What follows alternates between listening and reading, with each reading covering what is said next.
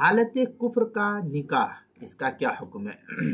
چنانچہ اگر اسلام لانے سے پہلے زوجین میں آپس میں اپنے دستور کے مطابق نکاح کر رکھا ہے، جیسا کہ ہر مذہب میں نکاح کا جو طریقہ ہے وہ اپنے مذہب کے مطابق کر رکھا ہے، اگرچہ وہ اسلام کے دستور کے موافق نہیں ہوا ہے، وہ اپنے مذہب پر کفر میں تھے، شرک میں تھے، جس مذہب میں تھے، بغیر گواہ کے نکاح کیا گیا ہو یا کسی کافر شوہر کی عدت میں نکاح کیا گیا ہو، پھر بھی اگر وہ دونوں میاں بیوی ایک ساتھ اسلام لے آئیں تو ان کا سابقہ نکاح اب بھی برقرار رہے گا۔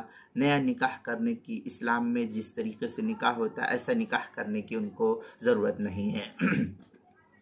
بحر الرائق میں ہے ان کل نکاح حرم بین المسلمین لفقد شرطه كالنکاح بغیر شہود۔ اس طریقے کی عبارت البحر الرائق کی تیسری جلد صفحہ 360 جو دارالکتاب دیوبند کا چھپا ہوا نسخہ ہے، اور کراچی کا چھپا ہوا نسخہ البحر الرائق کا اس کی تیسری جلد صفحہ 207 پر ہے۔ فتاوی ہندیہ میں ہے اذا تزوج الذمی ذمیۃ بغیر شہود وهم يدینون ذلك فهو جائز۔ یہ فتاوی ہندیہ کی عبارت ہے پہلی جلد صفحہ 337 جو پرانا چھپا ہوا نسخہ ہے۔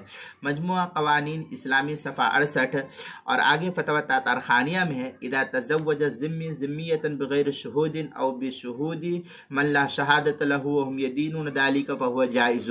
اس طریقے کی عبارت جو ہے فتاویٰ تاتارخانیہ کتاب النکاح الفصل التاسع عشر فی نکاح الکفار جلد نمبر 4 صفحہ نمبر 259 مسئلہ نمبر 6132 پر ہے۔